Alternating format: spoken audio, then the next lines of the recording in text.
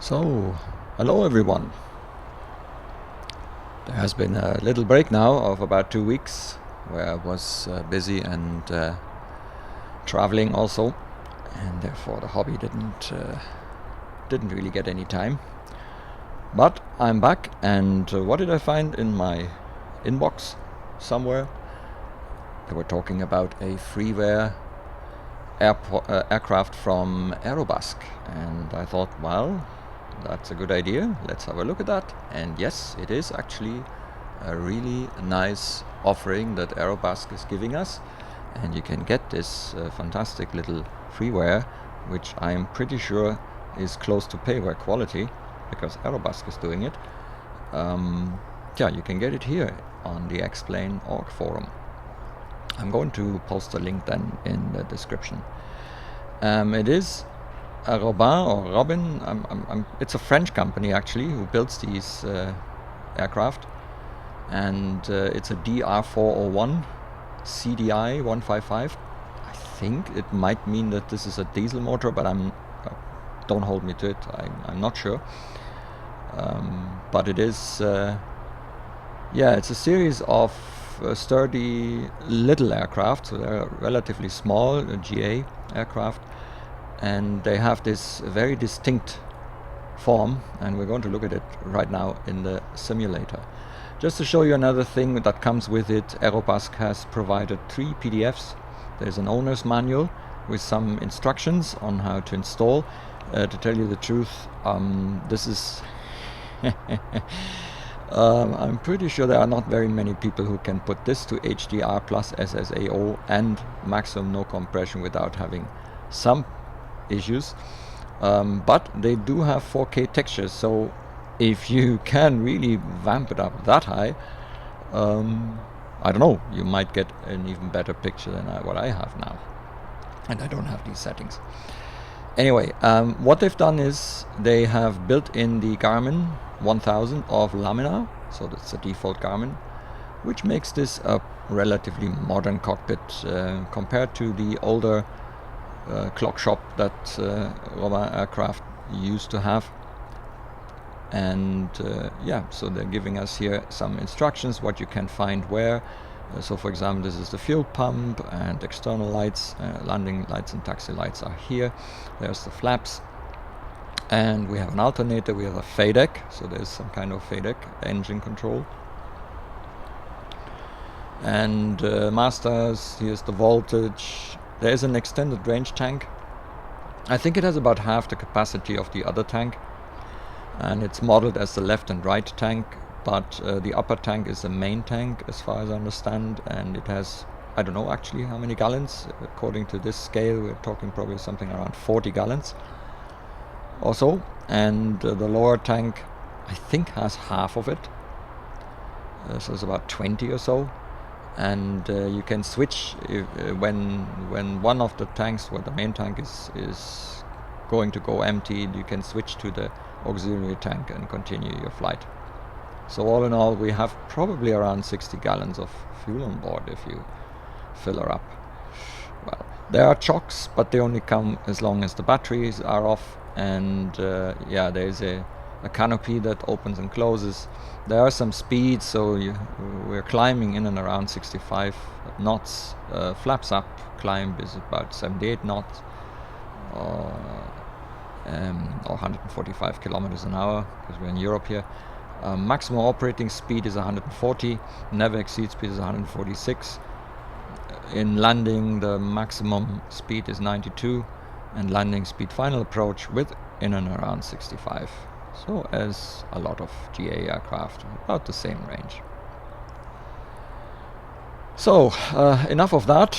I've shown you the documentation. Let's have a look at the aircraft itself. We are in WC Airport, my try and fly airport. We are in the GA area, which used to be the former military area, and I'm standing here and look at this beauty. Aerobask being Aerobask, they've done a fantastic outside model. As you can see, my battery is off, therefore we see all these chocks and cones and what have you. And I think this is one of the distinctions of the Robin aircraft, that is these bent wings, you know, this corner that they have, which also makes them look a little bit like a bird, probably like a robin, if you want. So this is actually, I think, is a distinguishing feature of this aircraft. Yeah, and I'm thinking of doing a little round. There's even people in there. Okay, I could have done without that, but there you go. And the canopy is currently closed, at least in the outside model, but that can be changed. So let's open it, and let's have a quick look again outside. Yeah, so that's what it looks like with the canopy open. And you can see that there is a luggage department there. Yeah, very nice. Okay. Right, and in the cockpit, let's have a look from the side here. It's a pretty easy, not overly cramped up cockpit configuration here. So you have your large Garmins, and then there's a few switches, and everything is pretty easy. There's a fuel switch you need to turn on before you start the engine. There is your power lever. Actually, talking about power lever, I think I need to okay, I think I need to change this. This is actually on the wrong axis, although yeah, that'll be okay. I use that. And then you do have actually a joystick type yeah, the switches are not coded here on this thing. Yeah, there's not really that much to show and see here. Obviously, it being freeware, it doesn't really have everything. This is an iPad. It would come out and it's then 3D hanging in the air kind of thing, and you can do nothing with it. I'm not sure if they plan to have some feature in a possible payware version of this that they may have planned to do. I don't know. It is a bit of a useless gimmick, but it's okay. It's no problem. Yeah, and that's it. We have some nice texturing here. Obviously very high resolution texturing in some parts, and anyway, for a freeware, let's remember this is a freeware. This is just fantastic. So yeah, I'm not going to comment on features or on stuff, because what we have here is more than you can expect from a freeware, and therefore let's enjoy what we see. Right, so the battery now. Let's go here and quickly check. Somewhere here is the battery. There's the battery switch. I have my Cytec stuff, so I'm turning on the battery now. Over here, and you can already see how the main PFD comes online. The PFD in this mode shows us also the engine parameters, so that we can start without activating the rest of the avionics. As it is early in the morning, I still have my coffee here beside me, but I thought let's take the chance to quickly do a video, because I will be busy for the rest of the day, and who knows if I will find the time today. As it is summer, guys, as you can imagine, I have other things than simulators, and yeah, I like the hobby, don't get me wrong, but there are other things as well, and you know, and if the sun shines and everything is great, I also like to go out there and do things, you know, not sit inside and run the simulator, but that's just me. Okay, so we've got the batteries on, and what I think we should do is, first of all, we're going to turn on the fuel. I'm going to turn off I'm not sure, I don't have a real checklist for this, so a real life checklist. I'm not sure if you should close the canopy or should you leave it open. I'll leave it open for the moment, I would say. I'm going to turn on the fuel pump. I've quickly browsed through the manual, and then we are going to turn the starter. And this didn't. Oh. Okay. Now.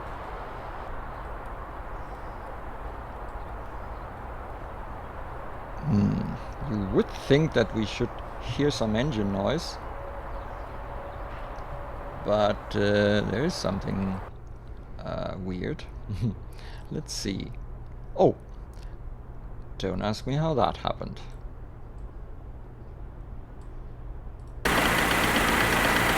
Okay. That is definitely too loud. I'm not sure why these were. I have a suspicion. It could be that because we have this thing here, you know.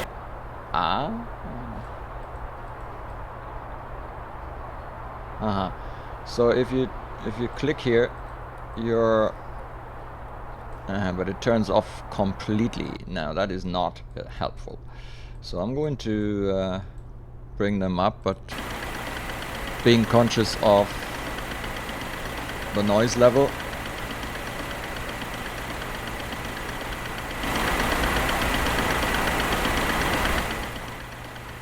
Okay, so I've turned it down a bit.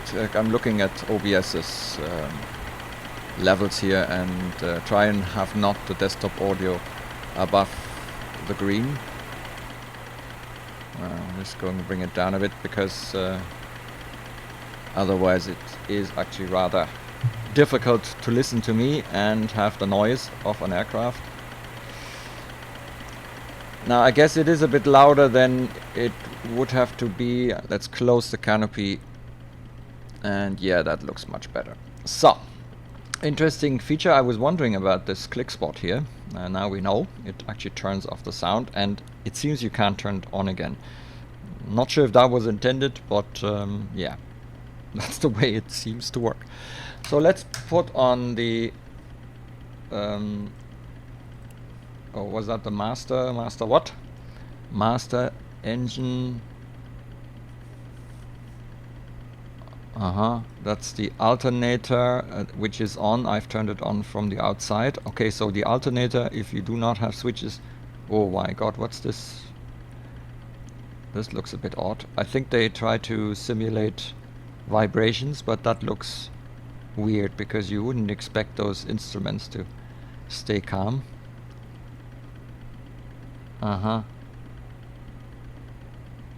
That's a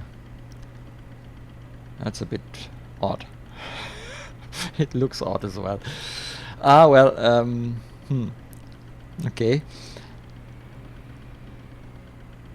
Alright, so is the alternator, why do we have red light here? So let's see, maybe we haven't got it on. Yes, we seem to have it on.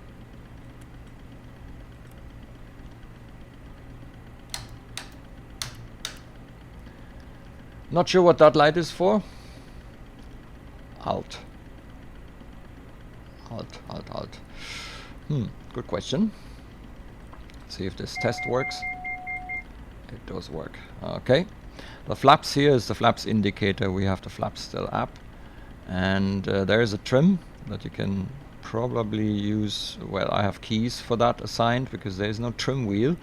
So I guess you trim probably somewhere here in the real aircraft. I don't know.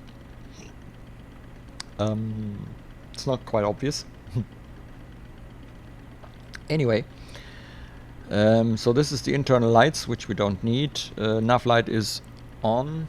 Yeah. And actually, so, and let's turn off the strobes again. Pitot Heat, yeah, so the Pitot Heat we can turn on. And as I don't have a checklist, there is one, a printed one, but it's a bit awkward to use inside the simulator, so I'm not using it at the moment. Okay, so you've got the usual Garmin stuff from Lamina. A bit weird with this vibrating thing. Oh well. And let's see. So I think we need to have our little route here. So what I'm going to do is I'm going to go to flight plan, and I think we need to do something here. So oops.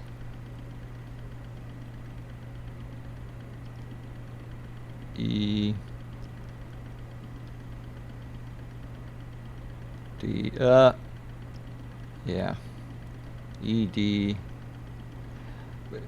Dealing with these hello.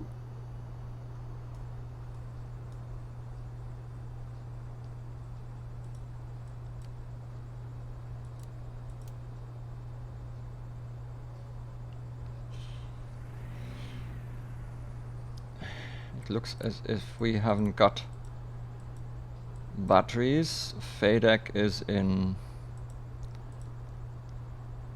FADEC switch can't be switched anyway, so it's in its right position. The motor is still running, but we seem to have lost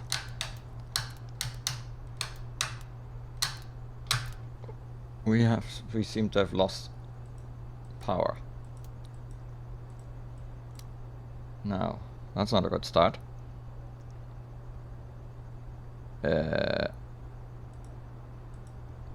So the avionics is has turned itself off. That's probably what this alt thingy meant.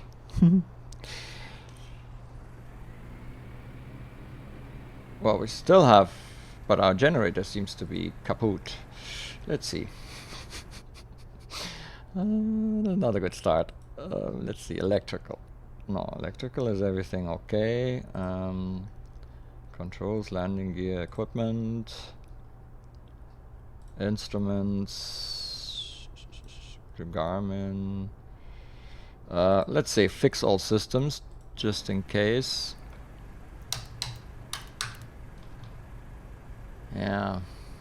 Maybe we have a problem here with the fact that I have a switch for the alternator, because it looks pretty much as if the alternator isn't really on. That would be a bit of a shame now. Yeah. Yeah, so what are we going to do now? Because that means that we have a problem. Okay, let me turn off my Excitec panels. Maybe they interfere. That's a possibility. Good to know then. That with this aircraft I need to do something. And now we've finally turned off everything, it seems. Okay. Let's see if we can get the engine to work again. It doesn't look like it. Could be that we have now used up our battery and turning off. So let's reload the aircraft. Naja, I'm sipping a coffee while it's doing that. There you go, typical try and fly scenario. No, not typical, but that's exactly what I tried to find out. You know, are there any things I should watch out? This is actually my, hang on. Oh yeah, great. That's my head track device here, my track IR.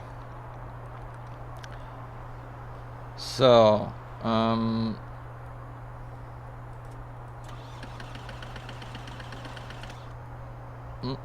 oh, yeah,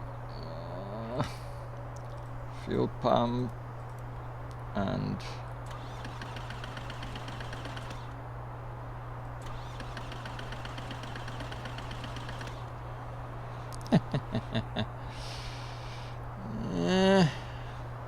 oh, come on. This is actually making it a little bit hard on me now. I'm not sure what's wrong. because there isn't that much else I can do. Let's see. So I'm turning the fuel pump on. Let's turn off the battery. Don't end up. Okay, let's stop this. The alternator is off. FADEC. Well, you can't do anything there anyway. All right. Anything up there? Okay. So it's set in the and the fuel pump off. So it's set to turn on the battery, then turn on this, leave that in the down position, on, and then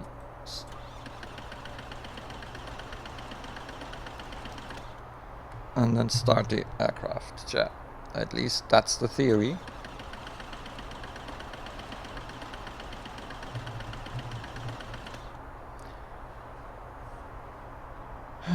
This is going to be a short try and fly. Oh, hang on. Maybe we are going to have fuel. Maybe we haven't got fuel left. Let's see. Where's our fuel? Gallons per hour. No, I mean, both tanks are on same level. So that's not it.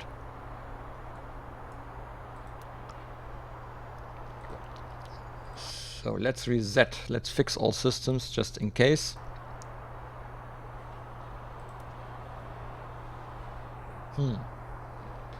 And let's turn the master on. Maybe we need that as well.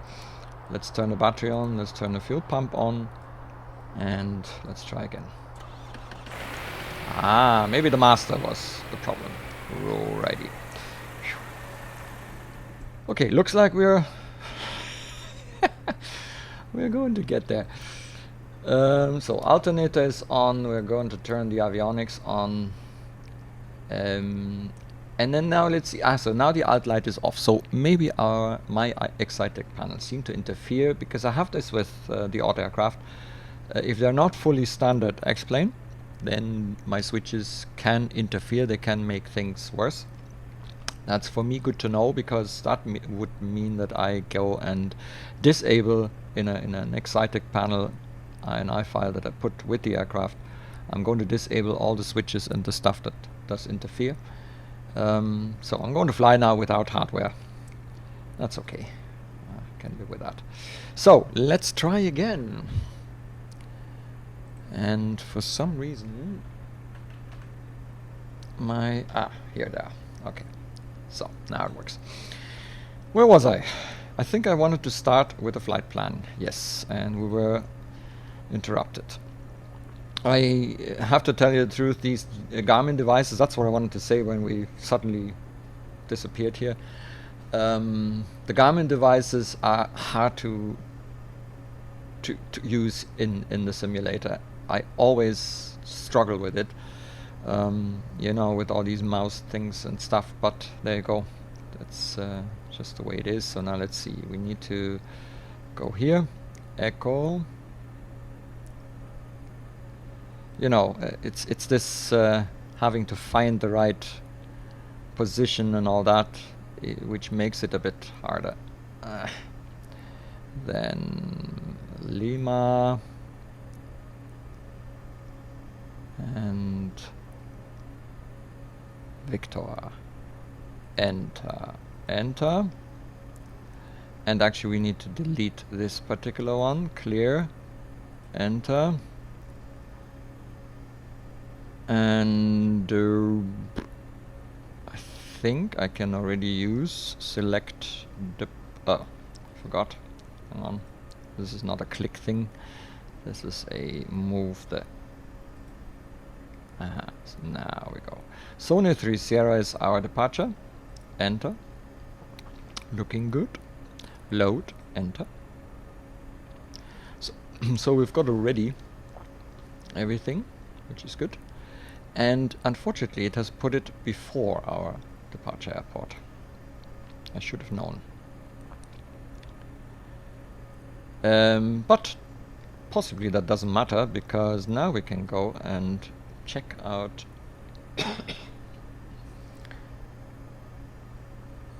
the approach.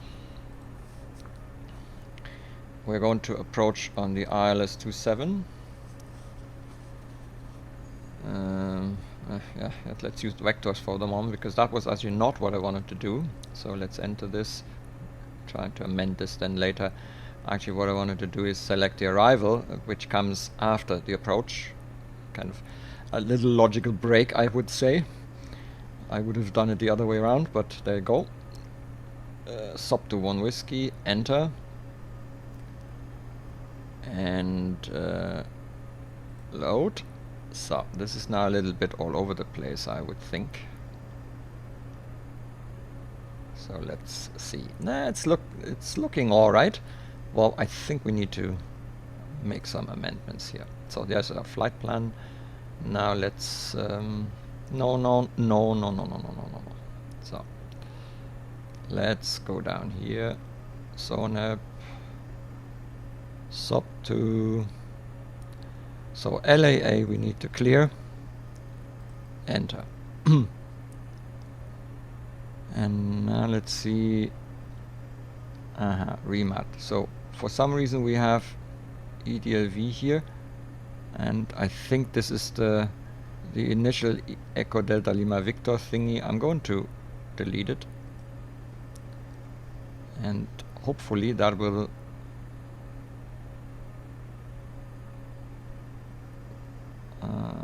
yeah, so yeah, we have a little gap.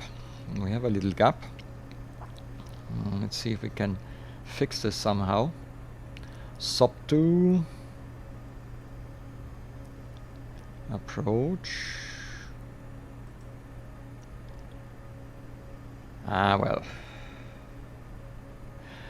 we're going to fly it manually anyway. I'm not even sure that I'm going to fly the whole way, so let's just leave it like this. And this is just more for orientation than anything. I've actually never entered this special route of mine in the Garmin, so I actually didn't know that you would get this kind of gap. But yeah, I'm going to read up on this and see how I can enter this a bit better. But for what we're trying to do here, we are fine. Okay, so looks like we are pretty much done. So we have the route.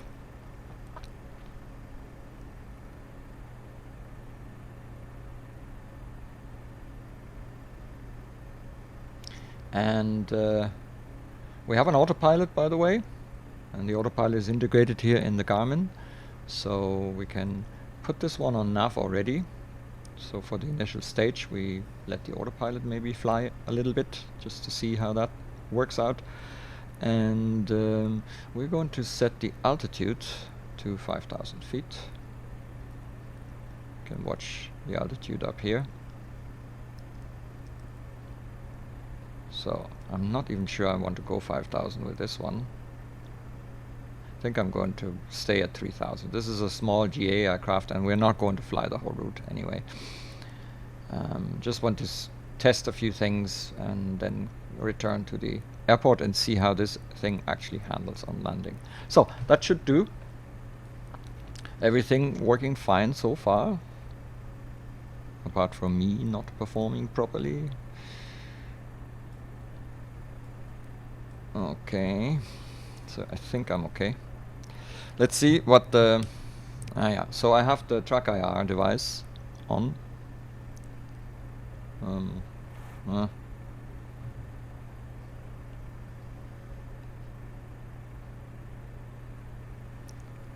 That's, yeah, I think that's okay. So if I use the track IR, maybe during the flight I'm going to use it. Anyway, I'm going to disconnect the park brake, and now we are going to roll. We should maybe also turn on the taxi light, which was, I think this is the taxi light. Yeah, Pitot Heat is off again, so let's turn it on now. And I'm not sure if we need flaps for less controlling. Yeah, with the rudders. Okay, I'm not sure how much flaps you need for takeoff. This is a very long runway, so my guess is we probably might not need any flaps. Let's try that, because as I say, this is a very long runway.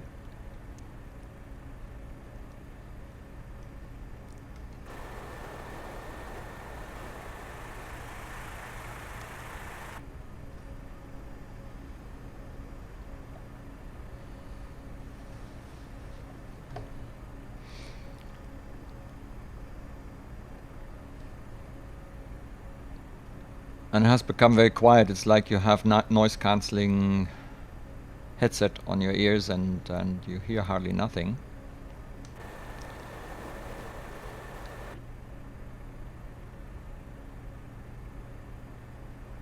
So I could probably vamp up the sound a little bit more. Let's do this a bit more, you know.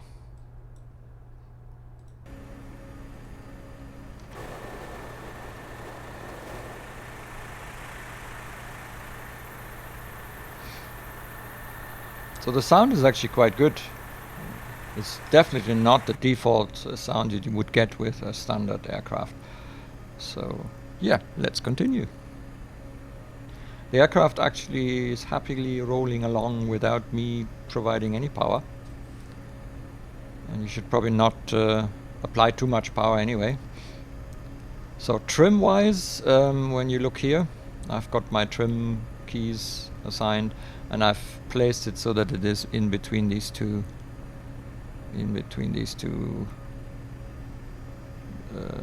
lines here, dashes. So let's see, looking good.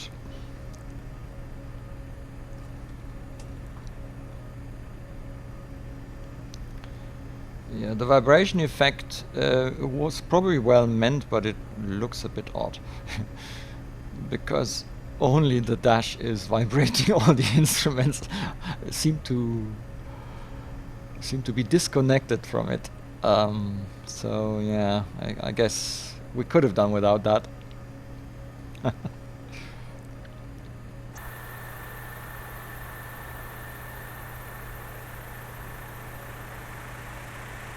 Anyway, a really nice model.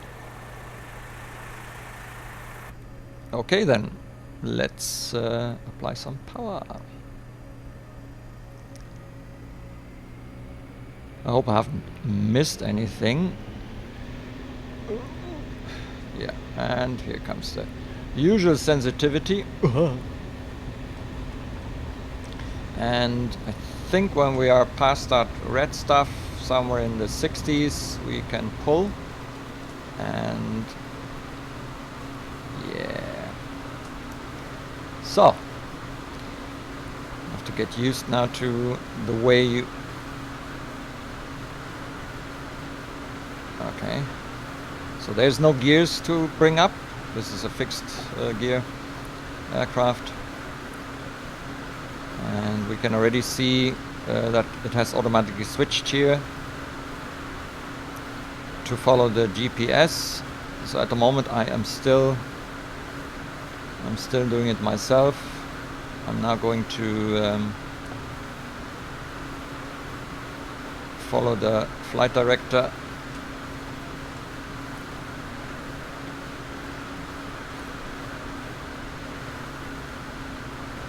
Let's bring the power back a little bit and we don't overheat. And I'm actually going to turn on the autopilot, and I'm going to... Yeah, I think I should bring it to something like vertical speed.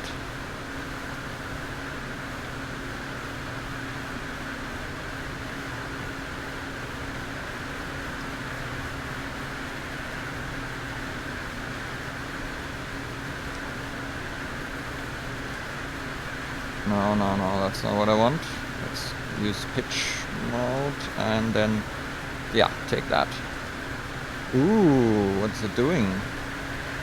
Oh.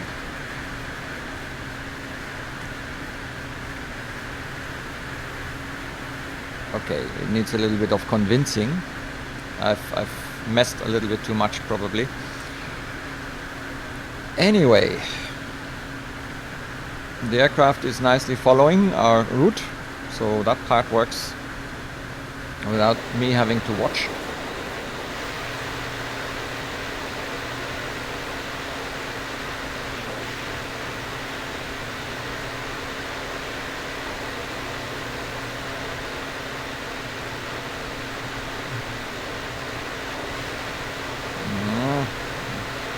This looks better.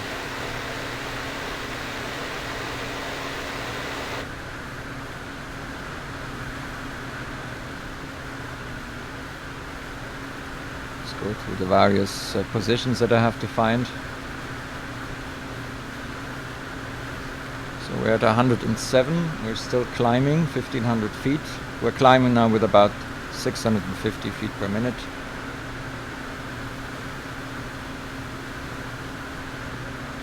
Though I have actually selected 700, but yeah. I should have turned on the transponder, I didn't do that. Okay, why don't we turn it on with alt mode? So.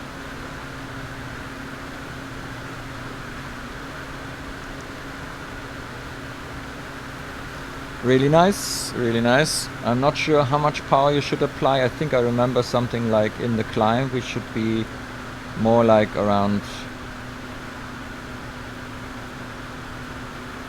below 100 or so for best climb. So I'm taking back the power a little bit, we're not too high. And I think I can turn off the fuel pump.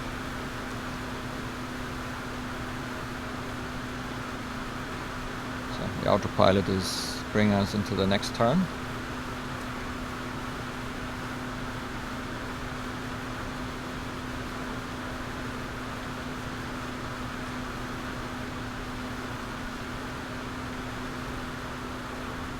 So this is a passenger view.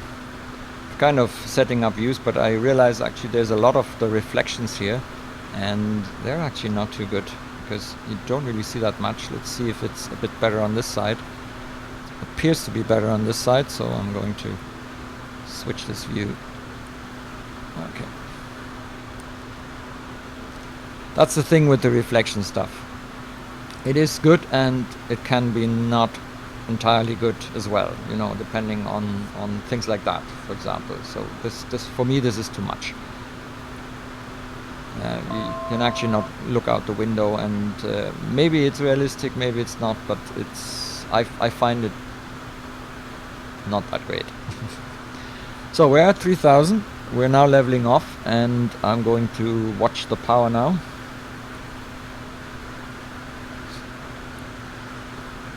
By the way, we have some standby instruments. When you look here, so we have a standby ADI, and we have also standby speed and standby altimeter here on the side.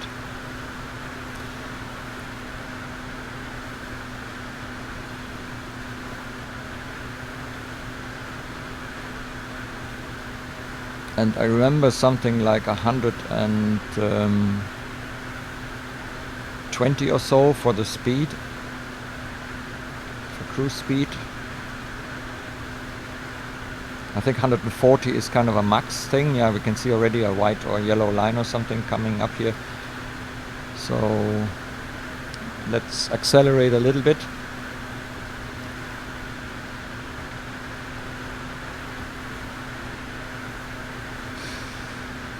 And then have a look at the engine instruments. So we can see that now we are taking fuel from the main tank, because they call it the main tank. It looks like the left tank here, but it is actually the main tank.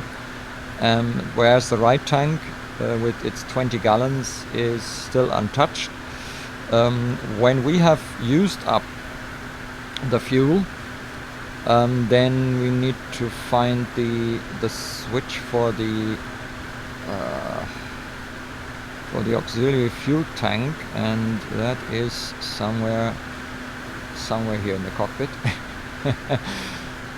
As I was reading, it must be it's on some side thingy. I'm not sure where. I'm assuming that it would be somewhere where the pilot can reach it. Not up there.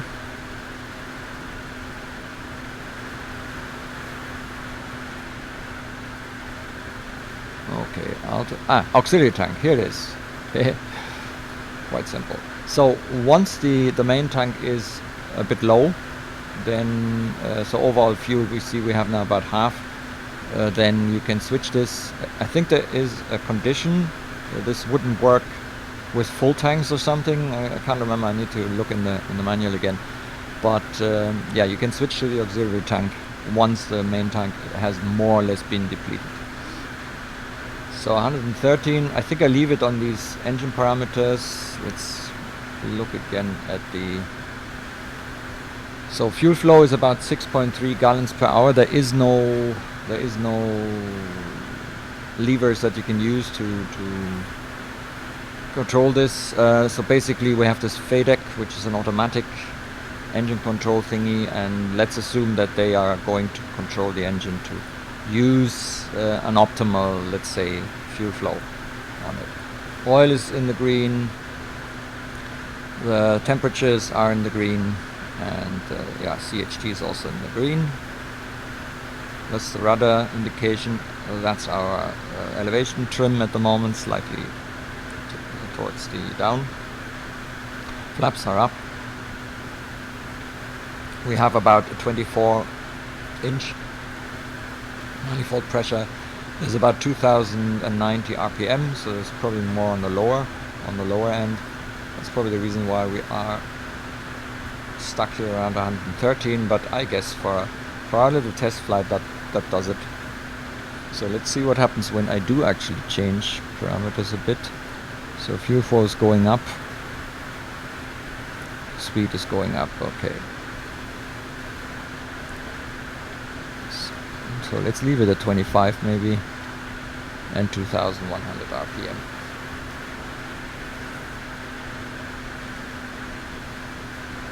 In the meantime, I'm going to set the frequency here. So we're on nav 1. I'm going to set 1110.7.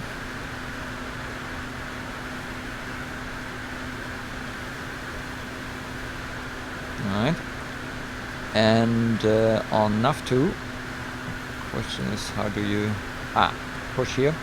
I'm going to put 115.5. Alright, I'm going to activate this, so this should be the active frequency, and that means that in theory we should be able to see. So when we go to the OBS CDI,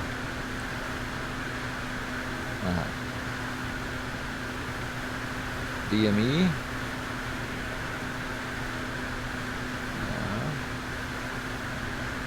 PFD,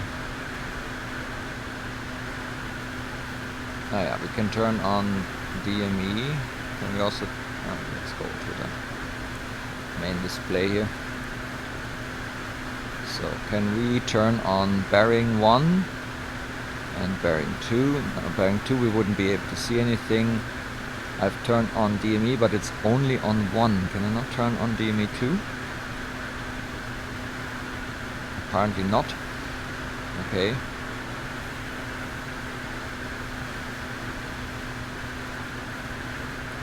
So have we actually diverted from the course now? Because we are on roll mode, we have somehow managed to turn off the GPS. Probably me messing around here with the switches. Didn't realize that. Yeah. You can actually decide what insets you want. So if you have your inset, you can turn it off actually if you don't need it. Like we don't really need it because we have big map here. But you can always turn on a little map here. Yeah, but that's all Laminar's Garmin 1000, X1000 implementation. This has nothing to do with the bird. It uses the standard functionality here. But it's nice. So what I'm going to do now, or at least I'm going to try, is I'm going to try and go direct to remat.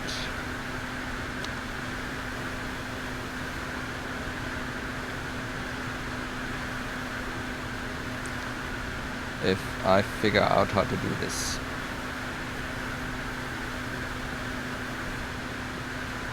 I had actually thought that we should be able to see our flight plan, but let's go to the flight plan. Let's go in there. No. Remat, direct to, enter. Okay, and as we can see now,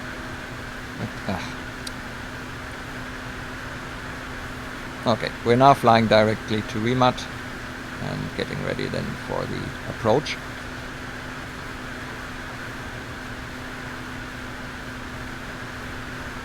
So that's working fine.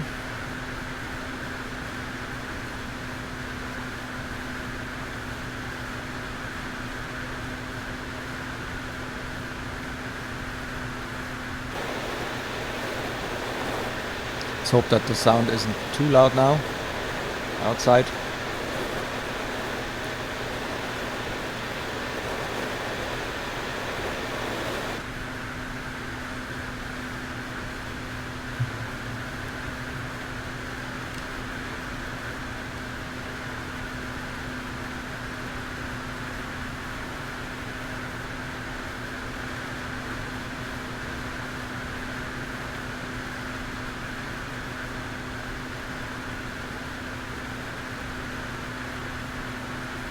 I still haven't found really a good profile setup for my track IR. It is difficult. So I've done some limitations in order to prevent too wild and strange attitudes. But yeah, so for example, it wouldn't move immediately when I move my head, because otherwise we would be all getting seasick. It is bad enough. It is nice to have it in a way. It's a bit like VR, I suppose. But it can be a bit yeah, difficult. So that's why I have a switch with which to turn it off. Because doing landing or so, I can't have that. It would be too confusing. And chances are that you don't hit a button that you want to hit, because your head is bobbing around, you know. Yeah.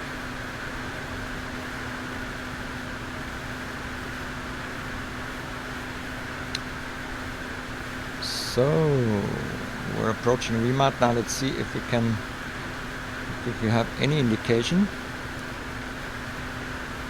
Altitude, where's the heading? We need to see. What I mean is, the difficult thing with the track IR is now that I'm hardly able to hit the click spots and keep on them, because your head is constantly moving. So I want to synchronize the heading, and we do now have reception, as you can see now. INIW on nav1. Nav2, by the way, unless I've entered the wrong, oh, maybe I have entered the wrong frequency. Wait. Yes, I entered the wrong frequency, not 55, it's 115.50. That's why. So we have 13.5 miles to Niederrad, which is a DME. So you wouldn't see the needle move, but you can read how far you are from the airport. Interestingly, INIW also has a DME, which I think normally in real life, I don't think we do have. So maybe they calculate this somehow. Yeah, because the DME shows nothing. That's correct, actually. And that could be that this is actually not a DME. This could be just calculated by the position by the computer here. Not, I don't think this is a DME readout. Okay, but anyway, it's helpful enough for us.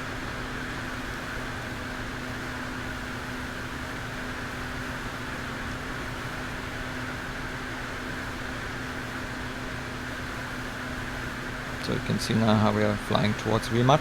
And for the ILS intercept, I learned that it is better to have to be on on and about 2600. So what I'm going to do now is I'm going to turn off the autopilot, and I'm going to reduce the power and let it go into a descent.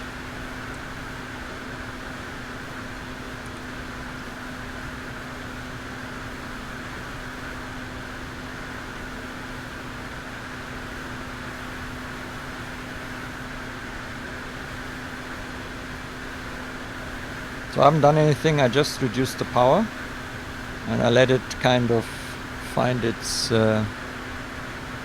equilibrium. Maybe I have to push a little bit, so I'm pushing down a tiny wee bit so that we keep descending.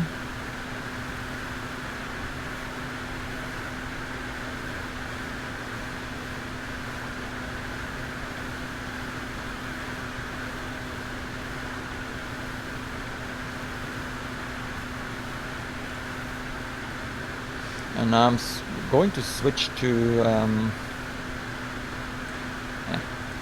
I'm going to switch to the localizer. We are on 2600. We have actually undergone our altitude. So I'm increasing the power again.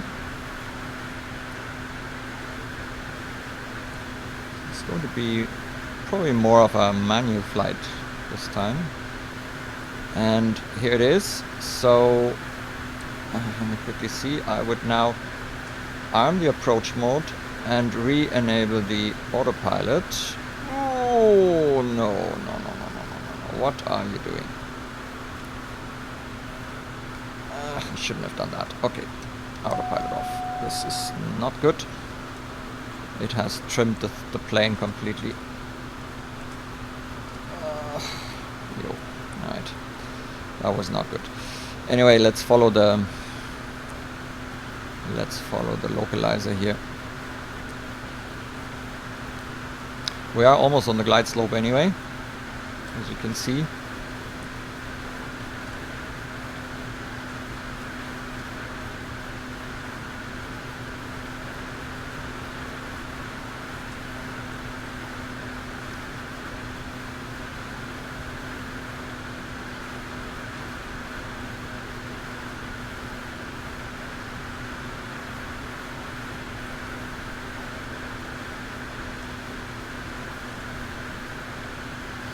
So we are about, what's that saying there, 9 miles from the airport. I think I need to get down a bit. So I'm trimming down for speed and I'm reducing the power to get more descent rate out of here. I think we are getting too fast, so I don't want to get that fast.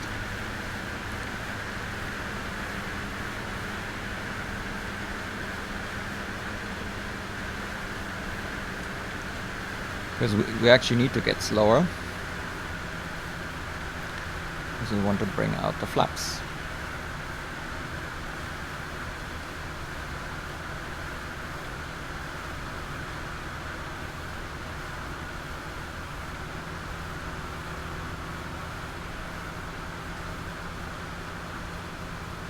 Very good. So, seem to be, yeah, let's bring out the first stage of flaps. How do we do that? My keys don't work here. Okay, good to know. Now we're getting slower, so I have to compensate a little bit with power.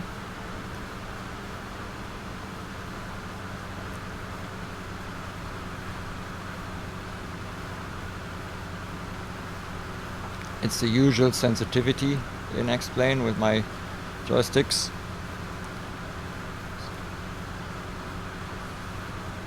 You can see that it's going up and down quite a bit.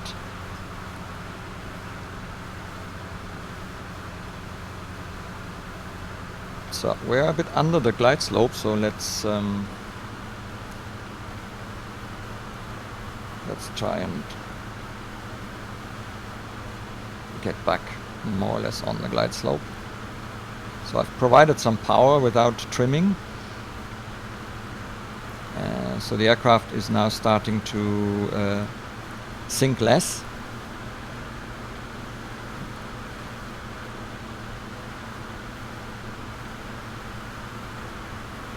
And the glide slope is kind of coming back, and it's hard to read the pappies from here, but I would say we still have 3 red and 1 white or something, as far as I can detect this. So we're getting back now on the glide slope, so I'm slowly reducing the power so that we start increasing our descent rate again. And we also need to make sure that we're now on center line more or less. Should really synchronize the heading.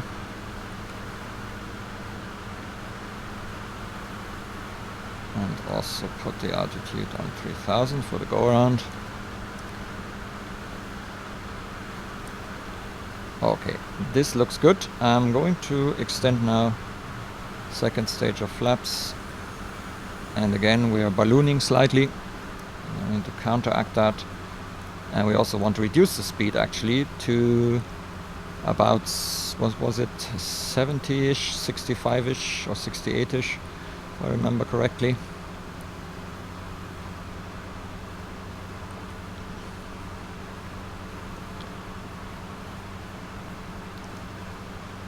So I think we see 2 white, 2 red. So we're pretty okay. The ILS shows that we're slightly under the glide slope, but from this point on I think I'm going to use the puppies, which also tell me now that I'm too low, so I'm going to counteract this a little bit. Okay, so we're at 68 now. Let's try and not get below that.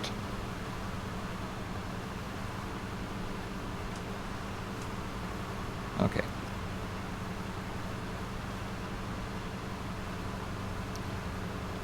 So if you want to increase your descent rate, you need to remove power and then trim down in order to keep up the speed. Because if you remove the power, the airplane tends to get slower. So you counteract that by trimming down. But you're not trimming to get your vertical speed. You're trimming actually to keep your speed, and the vertical speed you do with power. And you need to always trim sort of against your power settings. So if you reduce power, you have to trim down a bit in order to keep your speed. And if you increase power, you have if you decrease power, then you have to trim up, because otherwise the aircraft will get faster. Whoa, the sensitivities. Oh. Around it's around the elevator axis. It's extremely sensitive. So I'm trying to not make a botch job of this landing today, and so I'm holding it now the way it is. I'm not going to try anything fancy. And whoa. Oh, nice. It happens from time to time, you know. So I'm going to stop this here. Oh, I like that one. Ach ja, if all my landings would be like this, would be a lot more fun.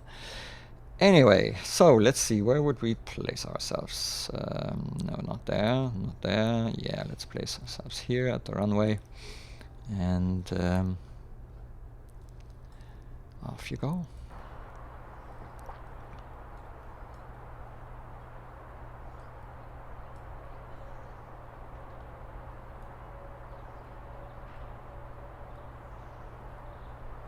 Yeah, you can see me correcting a little bit and trying to fight the tendency to overdo it on the elevator.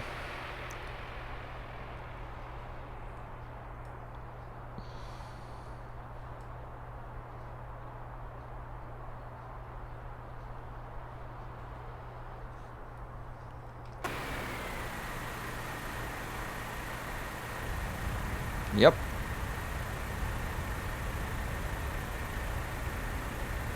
worked out well. I have to say,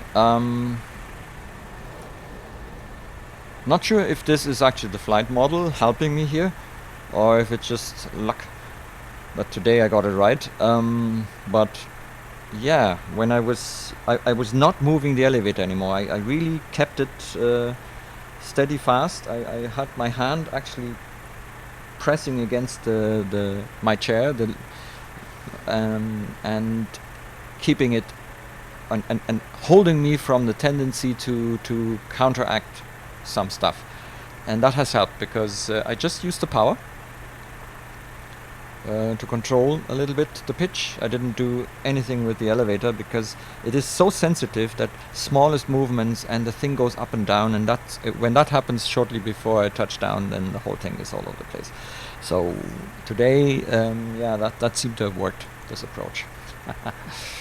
Anyway, let's go back to this beauty here. I think we're really lucky, especially in the X-Plane arena. We tend to get really lovely freeware or payware level freeware from time to time. And Aerobask, for me, Aerobask, and that's just my personal opinion, you know, I'm not associated with any of these companies or so. Aerobask is one of the airplane makers that I enjoy the most. They have done really nice aircraft. They are quite innovative when it comes to implementing things, such as their GTNs in the Eclipse and so on. Their aircraft are not the usual stuff that you get. And now that they've given us the Robin for nothing, you know, for free, and because I was always thinking, yeah, should I get a Robin? I don't really like the old style cockpit in them.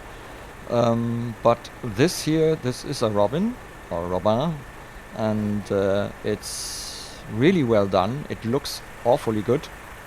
Also the paint here, and yeah, it's definitely going to be one of my standard aircraft I'm going to fly with, and probably doing some streams with it when I do some GA flying. So